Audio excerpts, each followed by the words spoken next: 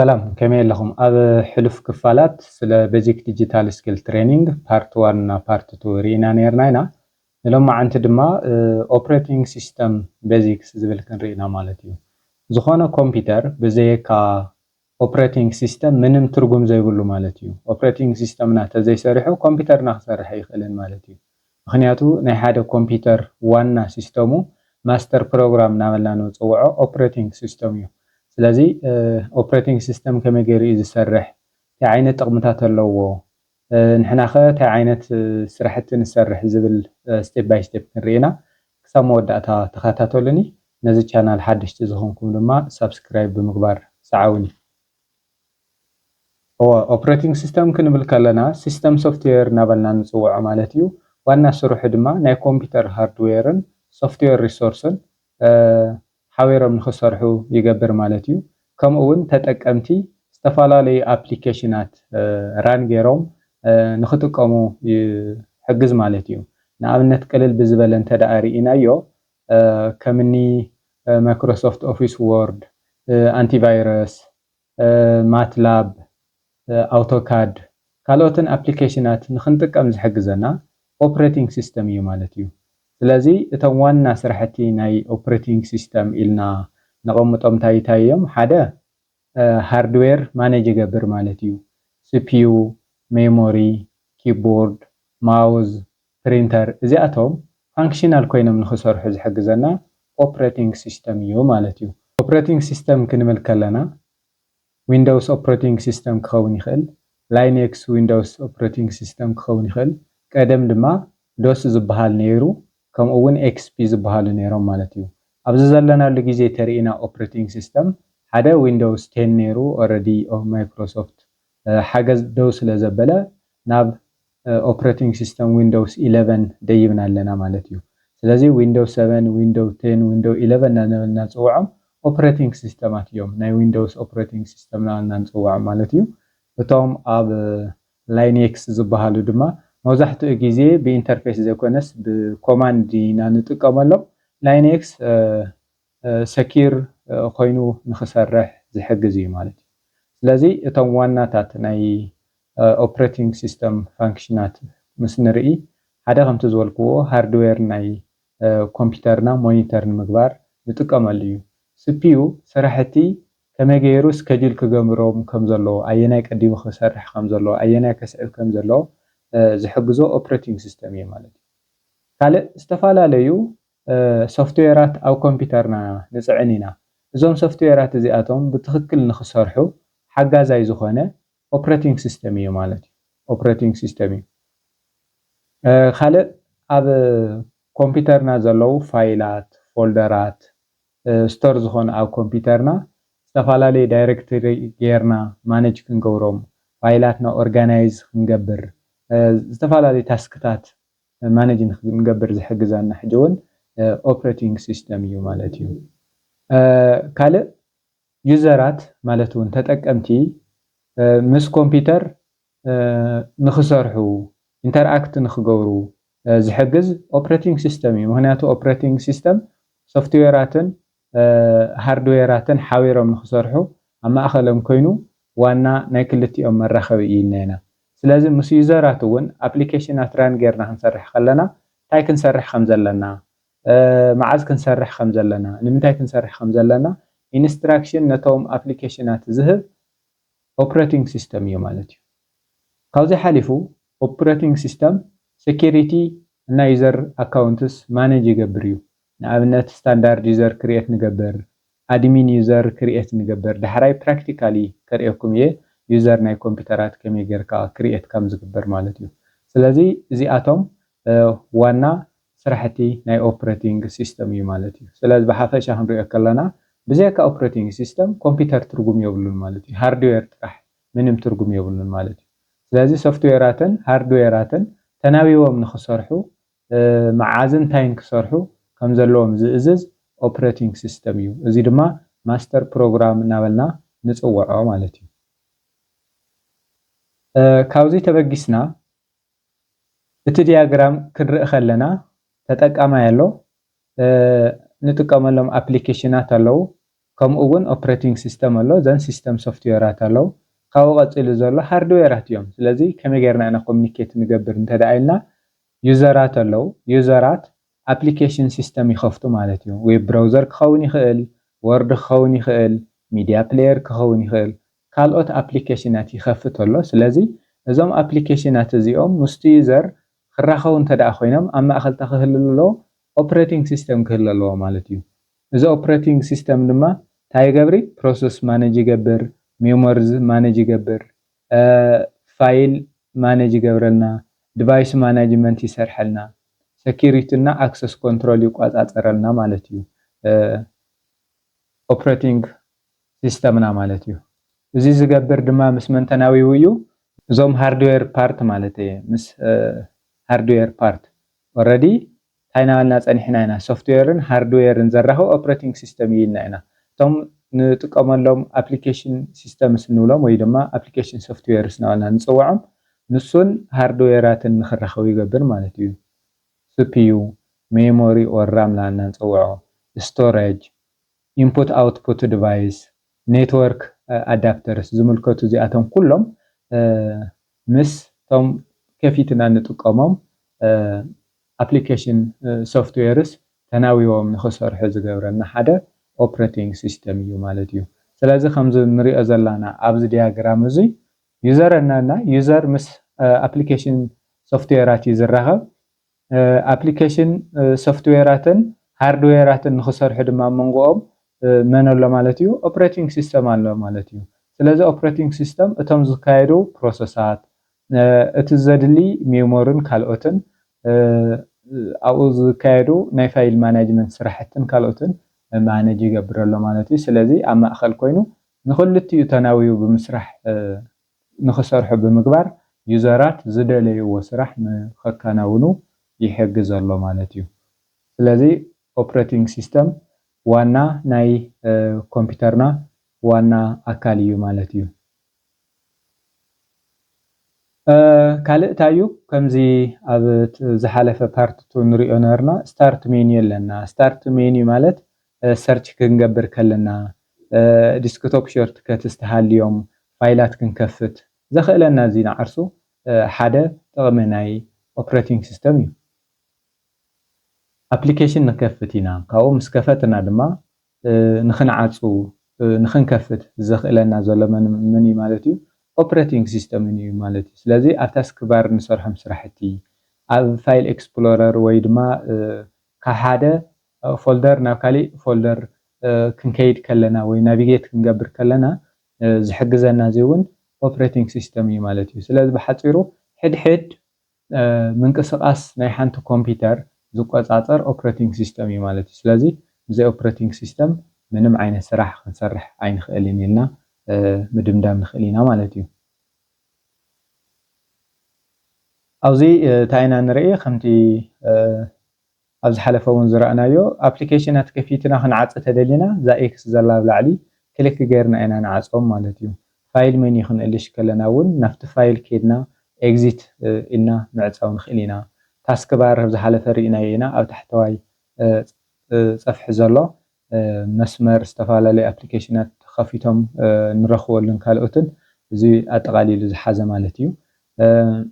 ኪቦርድ ሾርትከት ክንጥቀም ከለና እውን ሓደ ንኣብነት አልት ፕላስ ኤፍ4 ክንፃዓን ከለና ዝኾነ አፕሊኬሽን ንዓፅዎም ኣለና ማለት እዩ ስለዚ ብከምዚ ጌርና ምዕፃውን ምኽፋትን ንኽእል ኢና ማለት እዩ እዚ ካበልና ሶፍትዌራት ክንፅዕን ንኽእል ኢና ዝፀዓናዮም ድማ አንኢንስታል ምግባር ንኽእል ኢና ማለት እዩ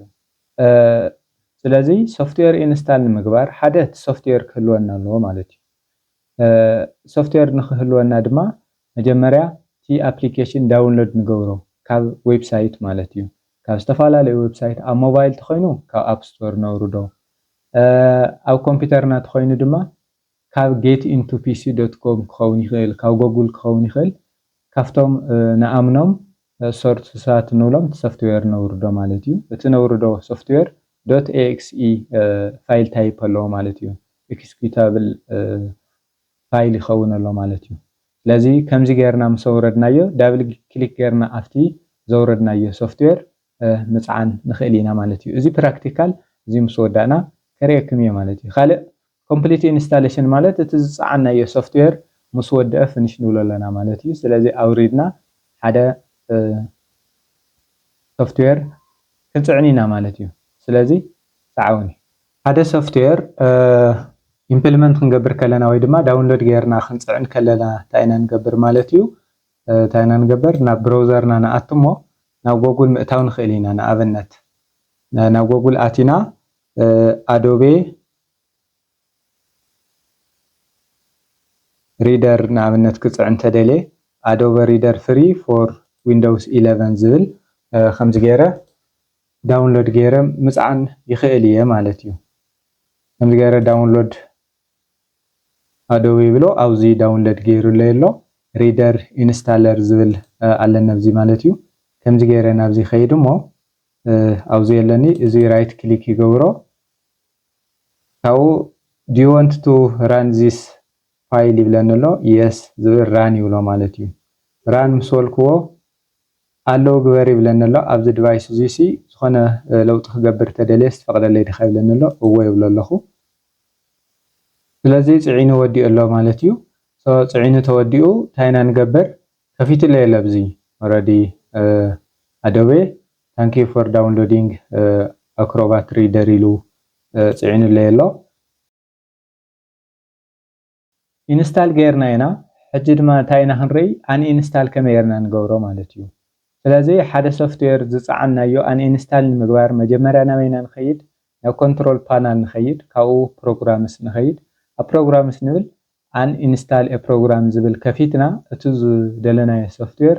ኣን ኢንስታል ምግባር ንኽእል ኢና ማለት እዩ ኣብ ማክ ኦፕሬቲንግ ሲስተም ዝጥቀሙ ድማ እቱ ኦፕን ፋይንደር ገርና ኣፕሊኬሽንስ ኣብ ዝብል ንኣትሞ ድራግ ገርና እቲ ዝደለናዮ ኣፕሊኬሽን ናብ ትራሽ ነእትወለና ካብኡ ኣን ኢንስታል ይኸውን ኣሎ ማለት እዩ ብተመሳሳሊ ኣብ ላይነክስ እውን ዩዝ ዘ ፓኬጅ ማናጀር ኣለዎ ናይ ባዕሉ ሲዶ apt ዘን ሪሙቭ ኢልና ናይቲ ፕሮግራም ሽም ነእቲ ፎር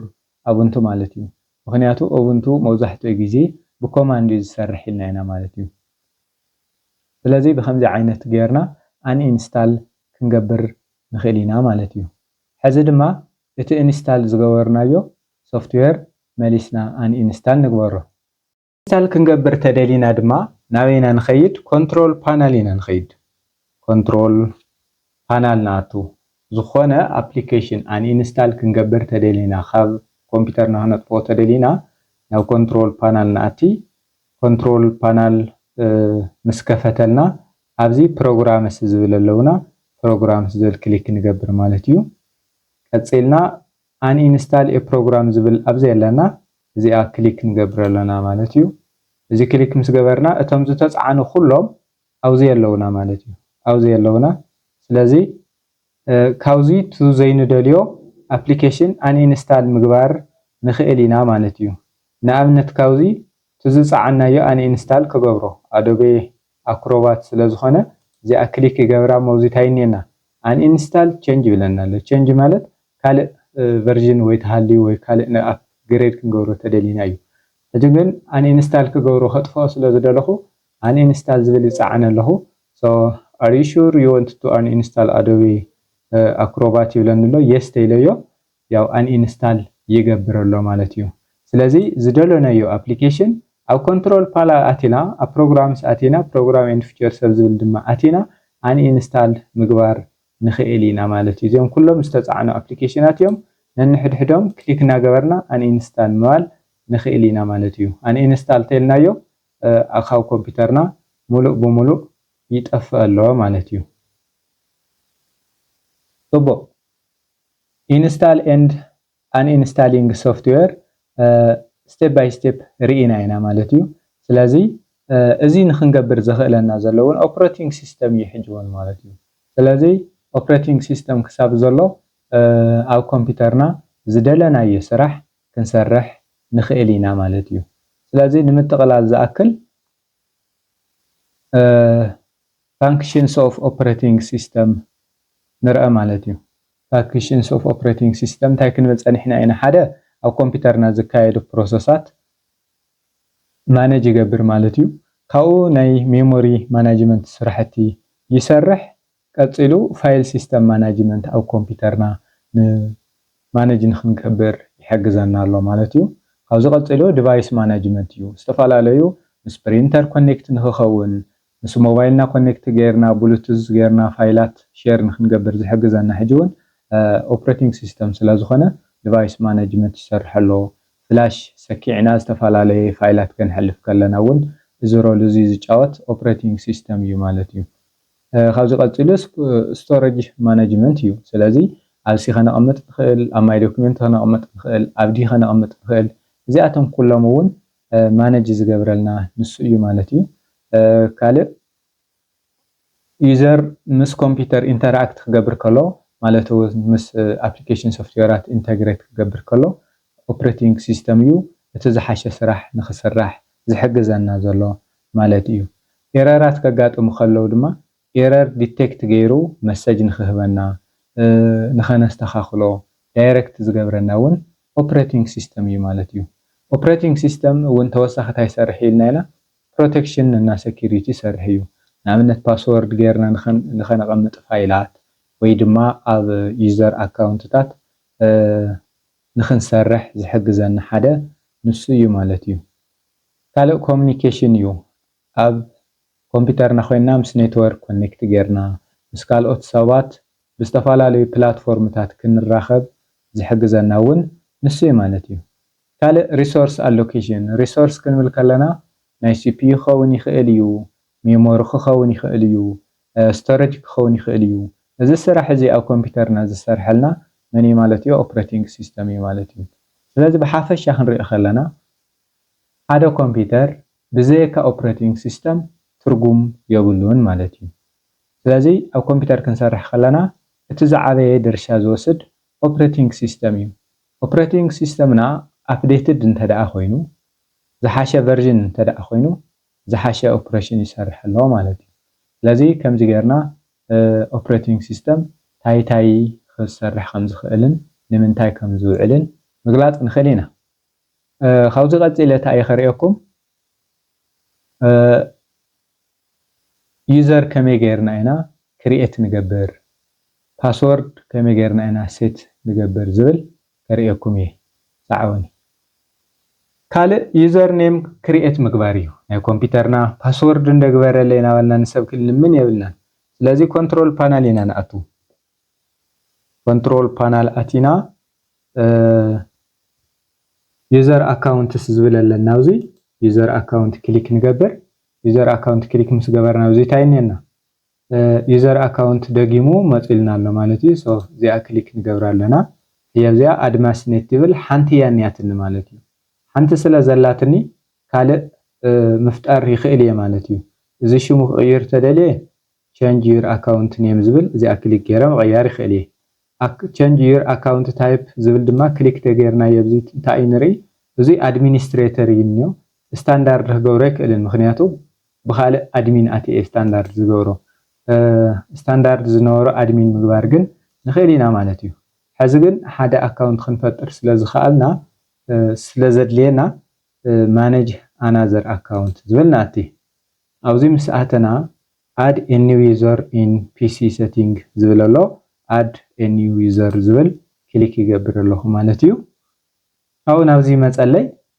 ኣብ ዊንዶውስ 11 ብከምዚ ዝመፅእ ምናልባት ኣብ 7 እና 10 ቀጥታ ክፍተልኩም ይኽእል እዩ ኮይኑ ግን ኣብ 11 ናብዚ ዘምፀኩም ኣድ ኣካውንት ትብልዎ ማለት እዩ ኣድ ኣካውንት ምስ በልኩሞ ማይክሮሶፍት ኣካውንት ሰርች ዝገብር ኣብዚ ስለዚ ቁሩብ ንፅበዮ ኣለና ማለት እዩ ኣብዚ ምስ መፃና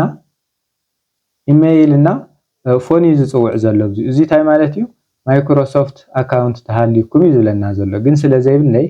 I don't have this person's sign in information ዝብል ክሊክ ይገብር ኣለኹ ማለት እዩ እዚኣ ታሕተወይቲ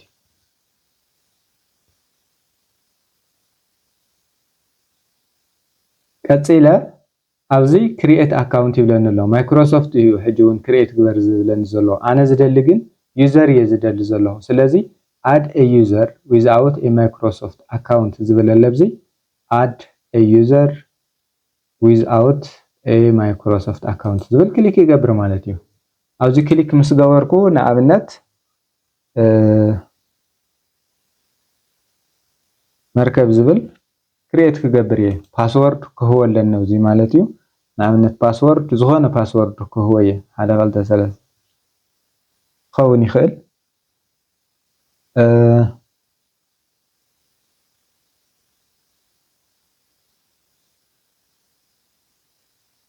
ስለዚ ኣብዚ ድማ ከይንርስዖ እንታይ ኣሎ ማለት እዩ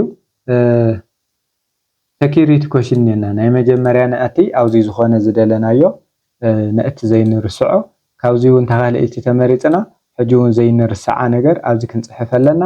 ተሳሰይቲ ኮሽን ድማ ምስ መረፅና ኣብዚ ክንርስዖ ዘይንኽእል ኣብ መፍትሕቶ መሰረት ጌርና ነቕምጥ ማለት እዩ ቀፂልና ኔክስት ንብሎ ኣለና ማለት እዩ ስለዚ እንታይ ብለና ኣሎ እዚ መርከብ ዝብል ሎካል አካውንት ኣቲኻኒ ኢኻ ይብለና ኣሎ ስለዚ ናበይ ክኸይድ እየ ናብ ኮንትሮል ፓናል ኣትየ ኮንትሮል ፓናል ዘን ዩዘር ኣካውንትስ ክኣቱ ከለኹ ኣብዚ ማኔጅ ኣናዘር ኣካውንት ዝብል ክመፅእ ከለኹ እንታይ እኒአና መርከብ ዝብል ሓደ ኣካውንት ክሪኤት ገይረ ኣለኹ ማለት እዩ ስለዚ ኣድማስኔት ስለ ዝጥቀም ዘለኹ ሕጂ ኣድሚኒስትሬተር ስለ ዝኾነ እዙይ ግን ኣድሚኒስትሬተር ስለ ዘይኮነ ምጥፋእ ይኽእል እየ ነዚ ማለት እዩ እዚ ክሊክ ገይረ ናይ ምግባር ይኽእል እየ ዴሊት ዚስ ኣካውንት ማል ይኽእል እየ ዘን ፋይላት ከቕምጦም ዶ ይብለኒ ኣሎ ኣይ ኣጥፍአዮ ተለዮ ዴሊት ማል ይኽእል እየ ኣብዚ ክትጠንቀቕዎ ዝግባእ ማንም ኣካውንት እንድሕር ዘይትፈልጥዎ ፕራክቲስ ክትገብሩ ከተጥፍእዎ የብልኹምን ማለት እዩ ስለዚ ኣነ ግን ስለ ዘይደልዮ ዴሊት ክብሎ እየ ሶ ዴሊት ኣካውንት